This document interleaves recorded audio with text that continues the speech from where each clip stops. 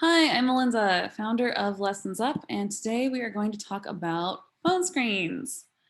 Okay, I'm going to share my screen and then we will jump into phone screen prep.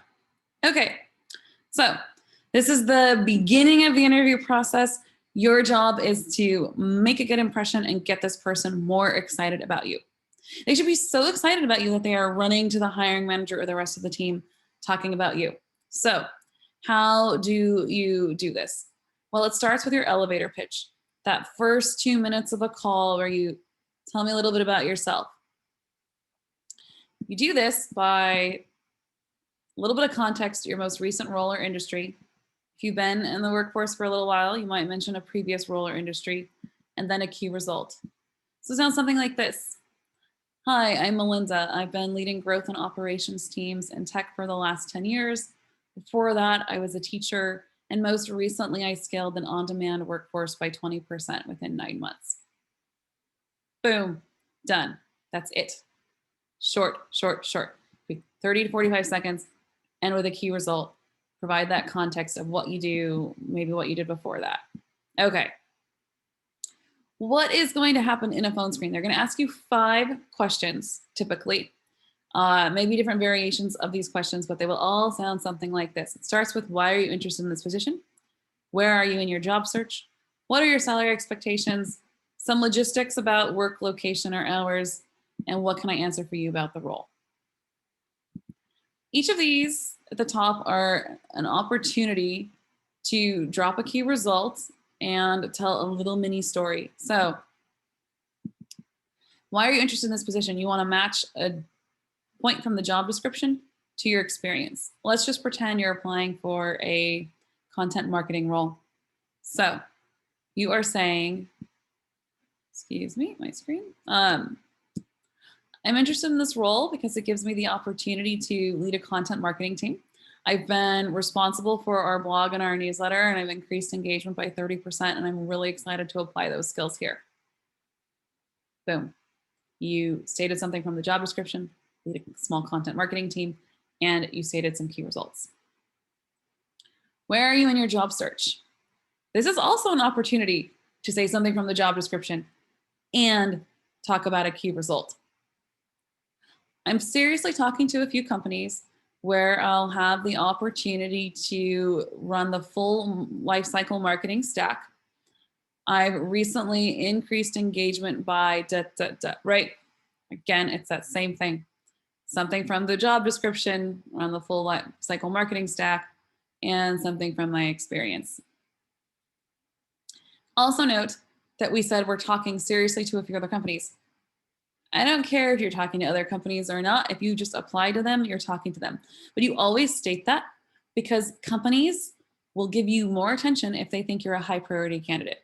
You're a high priority candidate if they think they have the risk of losing you to another company. You'll get the most attention and the best experience because they'll constantly say, oh, well, Sarah's talking to other companies seriously, so we better make sure we follow up with her. That's why you do that. What are your salary expectations?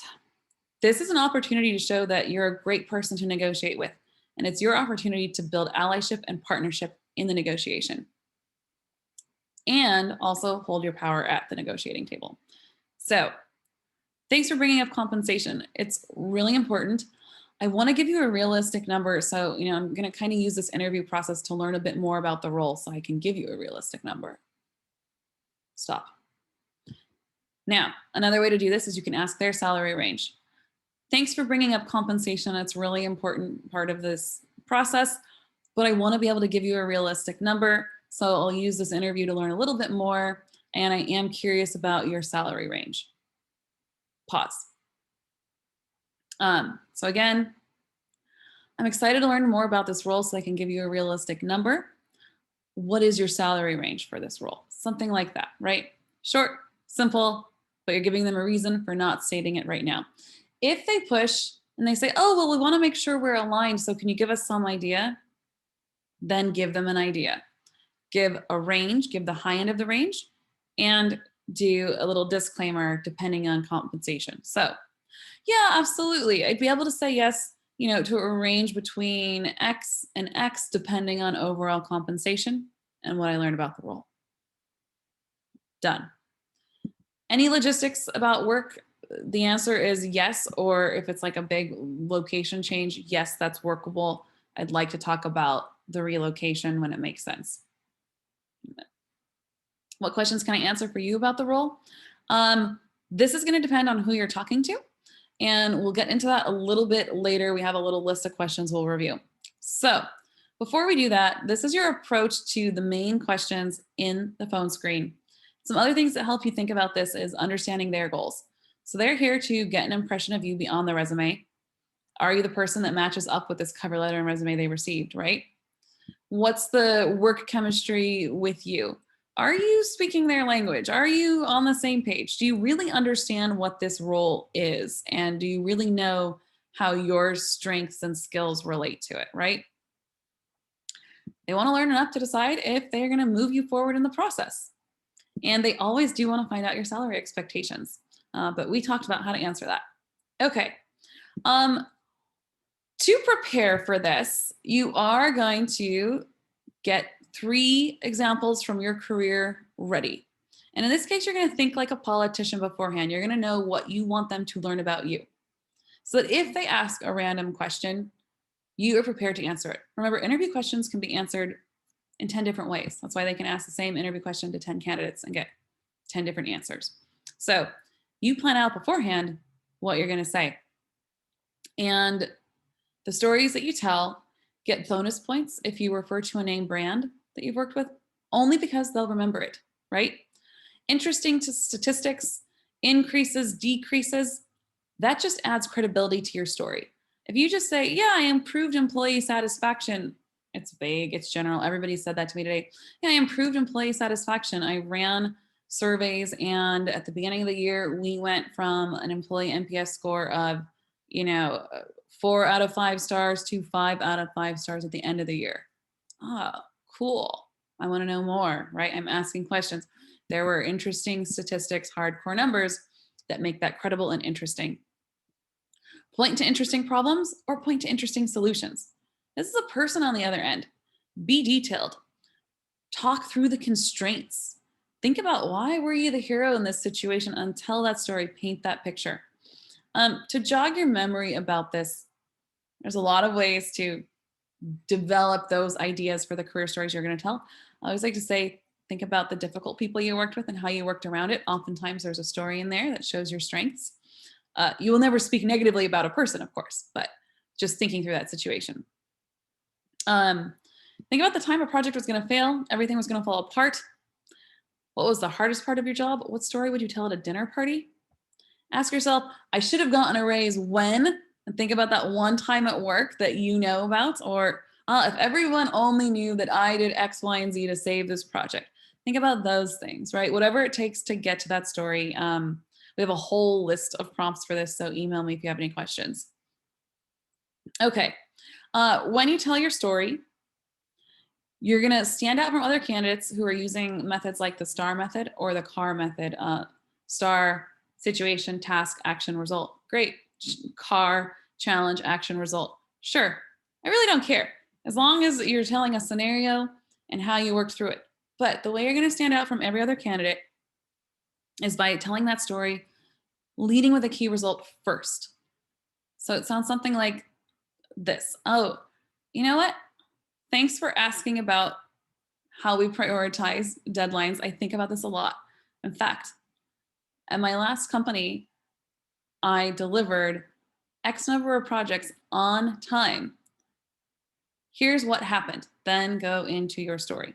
But the reason you start with that key result about you delivered those projects on time is so they know where you're going the whole time. They're clued in, they get it. If you don't lead with that key result, they might be trying to understand the impact or the point. So give them the point immediately. I increased engagement by 30%. I saved us X amount of dollars in vendor contracts. Here was what we did. Da, da, da, da, da. Lead with a key result, tell your story. You're going to stand out from every other candidate because that's not in the current thinking that's going around right now on the internet with like STAR and CAR and all these other things. Okay, great. Storytelling. Talk to me if you have questions. And the last part, do you have any questions for me? Yes, you do. You always do. And you're so excited to ask them. So do some research, think through the role, and organically see if there are some questions that come to you through that job description about how to do that job, right? But also reflect back this person that you're talking to. If this is a recruiter who is like, company culture, and they're so excited, give them a chance to talk about that. Oh, well, how do you think about company culture? Great. Or why did you choose this job? Why did you choose this company? Can you tell me about team structure? If you are concerned that this is a company with a difficult work environment that might not be a good fit for you, one screener question for company culture assessment. Can you tell me what crunch time is like around here? Ideally, the person will say, oh, we don't really have crunch time. But if they say, every Friday night, we've got pizza parties, we're here until midnight, killing it with the team, I don't really want to hear that. That might not be a good work environment for me. So that's a good screener question for you, right? If you're talking to a hiring manager, you might ask about metrics that are important for the role. If you do, give a little something there. I've been thinking a lot about leading this sales team, and one of the metrics that stands out to me is conversion rate on homepage. What is the metric that's most important for you in this role? Great. Or what does success look like in this role is a good one. What's your favorite thing about working here? What's your favorite thing about this company? Why would you recommend someone work at this company? These are all solid questions. The most solid question is the one that you get from developing rapport, doing a little bit of research, understanding this company. So that is how we prepare for phone screens. If you have any questions, please feel free to email me.